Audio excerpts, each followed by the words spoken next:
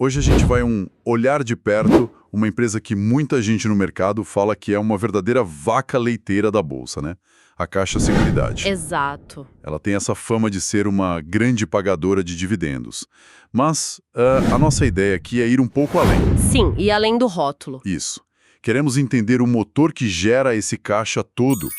De onde vem a força dela de verdade?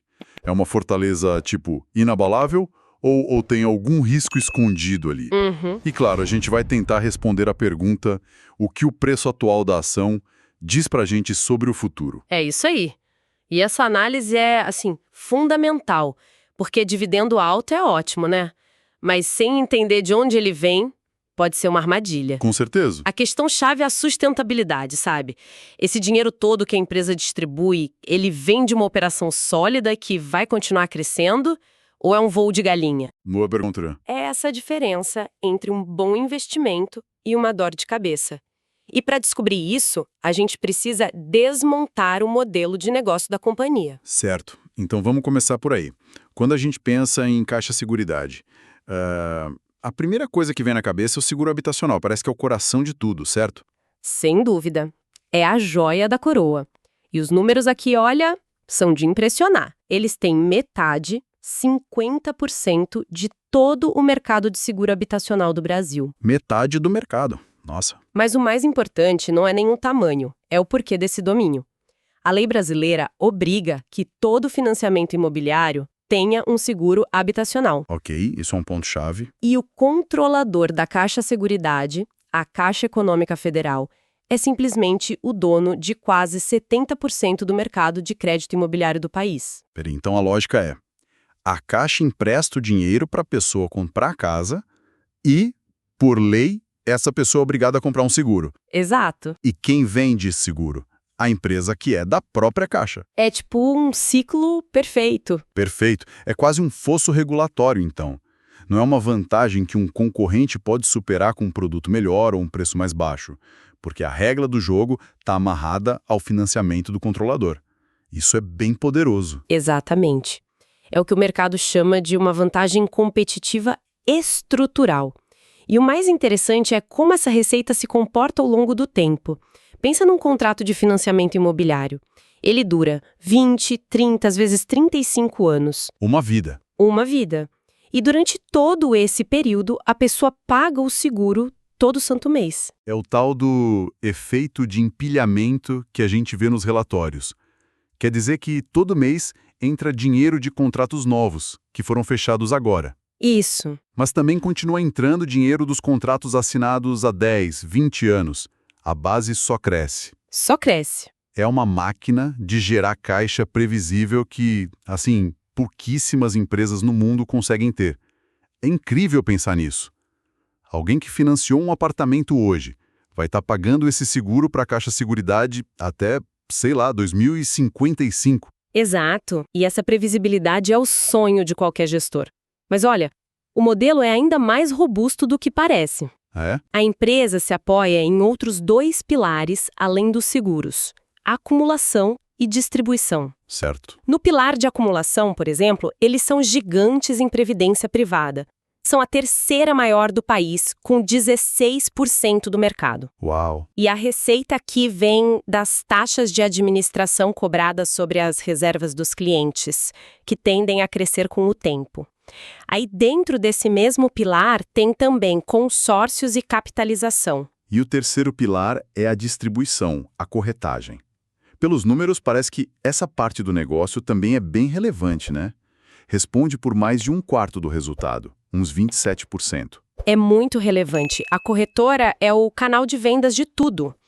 E o fascinante aqui é que é um negócio de margens altíssimas. Ah, sim. Não precisa de muito capital para operar, os custos são baixos, sabe? Basicamente é uma operação que gera muito caixa. E esse caixa é essencial para a política de dividendos da empresa. Mas deixa eu te fazer uma pergunta. Se a corretagem é um negócio tão bom e com pouco capital, o que impede a própria Caixa Econômica de fazer isso internamente e ficar com 100% do resultado, em vez de deixar na estrutura da Seguridade, que tem outros acionistas? Qual a lógica? Essa é uma ótima pergunta. A lógica é foco e especialização. A Caixa Econômica é um banco, o negócio principal dela é captar e emprestar dinheiro. Certo. A Caixa Seguridade é uma holding focada em seguros e previdência com uma gestão especializada nisso. Manter a corretora dentro da Seguridade alinha os incentivos. A equipe de vendas, que está lá na ponta nas agências, se esforça para vender o portfólio completo e não só o crédito. Entendi. E a estrutura de parceria com acionistas privados também traz mais agilidade e governança, algo que o mercado valoriza. Faz sentido. Agora, uma coisa me surpreendeu muito quando olhei os números mais a fundo. Com toda essa conversa sobre o domínio do seguro habitacional, eu jurava que ele era, 70% ou 80% da receita. Todo mundo pensa isso. Mas ele representa só 25% da receita operacional? Se o carro-chefe é só 1/4 do negócio, o que mais tem de relevante aí dentro? Aí está a força da diversificação deles. Mostra que a empresa não depende de uma única bala na agulha. Se a gente olha o resto do bolo, vê que seguro de vida já representa 13% da receita. Ok. O seguro prestamista, aquele que quita uma dívida em caso de morte ou invalidez, é 14,5%. E a previdência, como a gente falou, já chega a 16%. Nossa. Juntando tudo, você tem um portfólio muito bem distribuído. E na prática, isso quer dizer que se, por um acaso, o mercado imobiliário desacelerar e a venda de seguro habitacional cair, a empresa não afunda. Não afunda. O crescimento do seguro de vida ou da previdência pode compensar. Dilui o risco. Exatamente, é uma camada extra de segurança. E por falar em segurança, tem outro fator que é, assim, brutal. A duração dos contratos. Ah, sim. O acordo de exclusividade com a Caixa Econômica foi renovado e vai até 2050. Caramba, 2050, a gente nem sabe como vai ser o mundo e a Caixa Seguridade já tem um contrato de distribuição garantido para daqui a mais de 2 décadas. É impressionante. Isso tira uma dor de cabeça que muito concorrente tem, né? Que é ter que ficar renegociando acordos importantes toda hora. E não é só com o controlador. As parcerias estratégicas com seguradoras privadas de peso, como a CNP, a Tokio Marine e o BTG Pactual, também têm prazos longuíssimos, até 2040, 2045. Uau! Isso dá uma estabilidade para o modelo de negócio que é difícil de encontrar por aí. Ok, o negócio é estável, é diversificado, tem vantagens competitivas claras, mas e o crescimento? De onde pode vir? Parece uma operação muito madura. E é aqui que entra o que talvez seja o dado mais impressionante de toda a análise. A oportunidade de crescimento está escondida dentro de casa. Como assim? Espere um pouco, vamos parar aqui porque esse número é absurdo. A Caixa Econômica Federal tem quase 160 milhões de clientes pessoa física. 160 milhões. É uma base de clientes do tamanho de um país grande. É uma população inteira. Exato. E, no entanto, a penetração de produtos de seguros e previdência dentro dessa base gigantesca é de apenas 1 a 2%. Que? 1 ou 2 clientes a cada 100? Isso é inacreditável. Com uma rede de agências espalhada pelo Brasil inteiro, com a confiança que a marca Caixa tem, É muito baixo. isso soa como uma mina de ouro esperando para ser cavada ou uma falha de execução impressionante. O que explica um número tão baixo? É uma combinação de fatores históricos. O foco do banco sempre foi muito mais no crédito e em serviços básicos. A cultura de vender seguros e previdências é algo mais recente, sabe? E ainda está sendo implementada. Entendi. Mas o ponto principal é o potencial. Eles não precisam conquistar um único cliente novo na rua.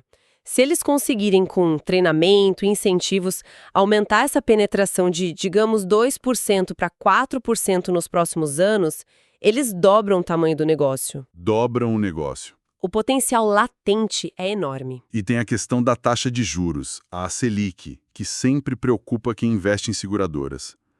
Como uma queda nos juros, como a que a gente está vendo, afeta a empresa? Essa é uma análise crucial.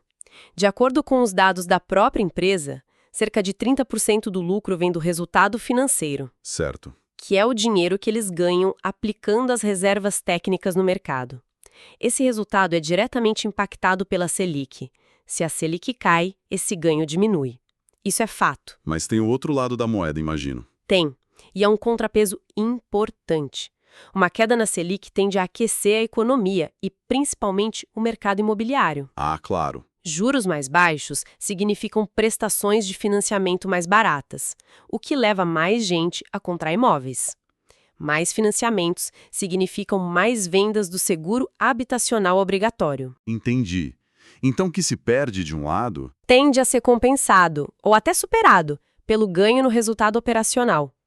Historicamente, essa dinâmica tem dado muita resiliência aos lucros das seguradoras. Ok, o cenário do negócio parece bem claro. É uma fortaleza com um potencial de crescimento interno gigante. Então, vamos ao que interessa. O que tudo isso significa em números?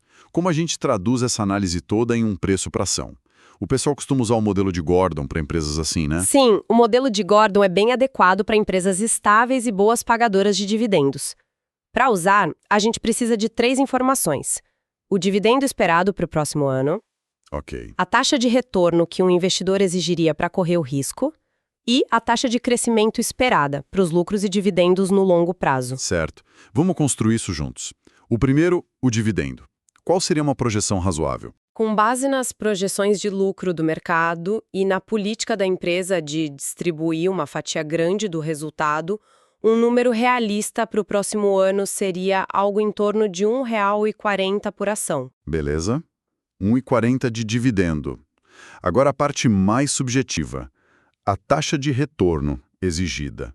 Como a gente chega num número para isso? A gente usa o mercado como referência, a gente olha para o investimento mais seguro que existe, um título do Tesouro atrelado à inflação, o Tesouro IPCA 2035, por exemplo. Certo. Hoje, ele paga a inflação mais um prêmio real de cerca de 7,4%. Como uma ação tem mais risco que um título do governo, a gente precisa exigir um prêmio extra. Um prêmio de risco. Isso.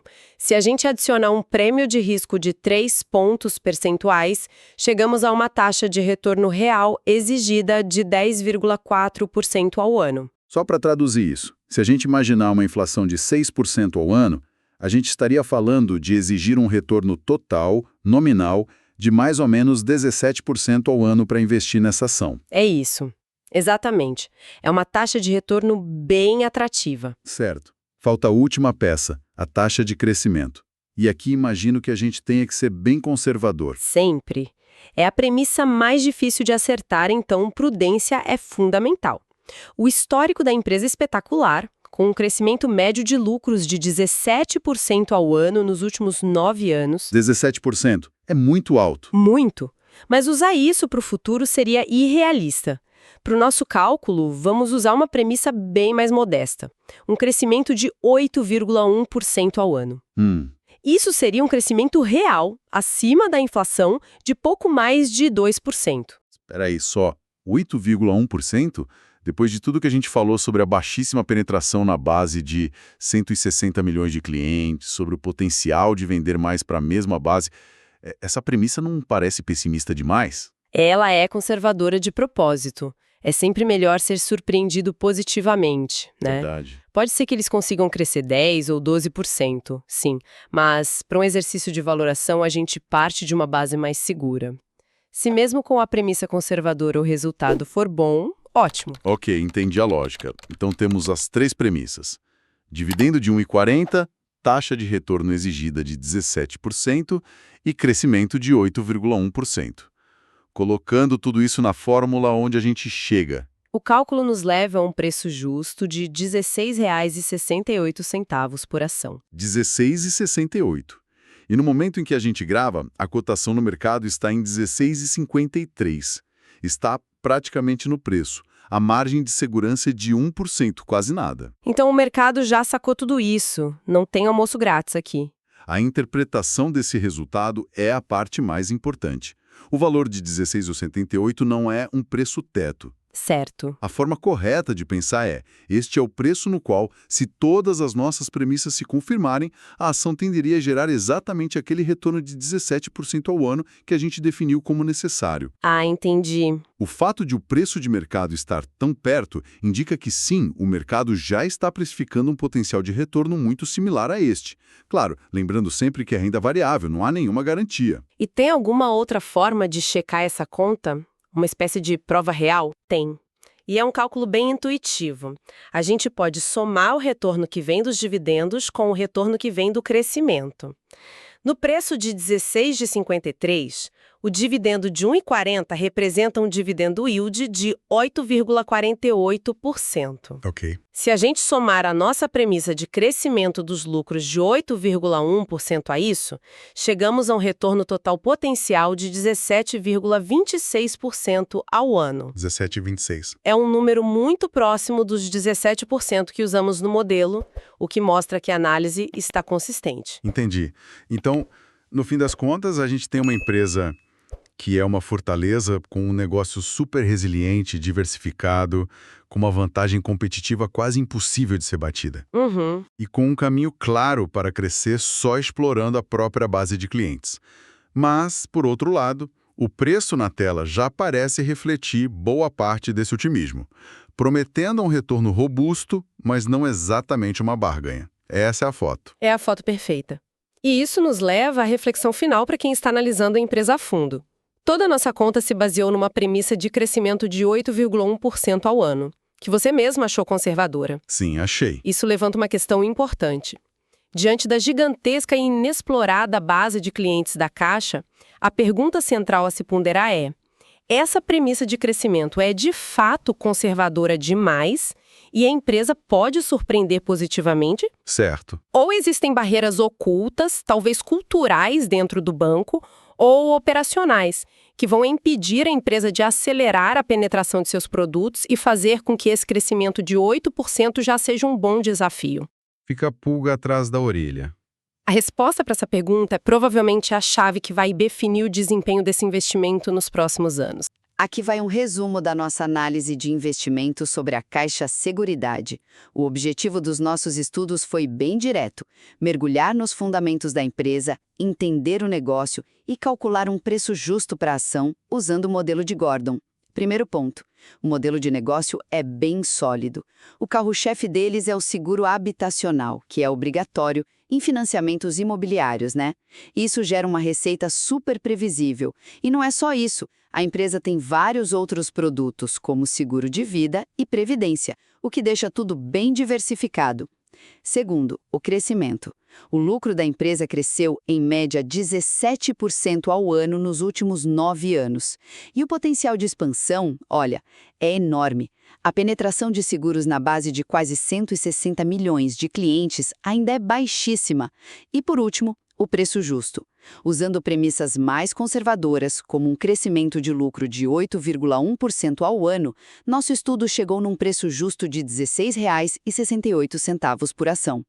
Considerando a cotação atual, isso aponta para um potencial de retorno de aproximadamente 17% ao ano, se as projeções se confirmarem. Em resumo, a análise aponta a Caixa Seguridade como uma empresa sólida, com um bom histórico de crescimento e um preço que sugere um retorno bem interessante para o investidor. Esse estudo não constitui nenhum serviço de análise ou recomendação. Este é um mercado de renda variável, bolsa de valores, onde o risco é inerente. Toda e qualquer decisão é de cada investidor. Um abraço e até a próxima.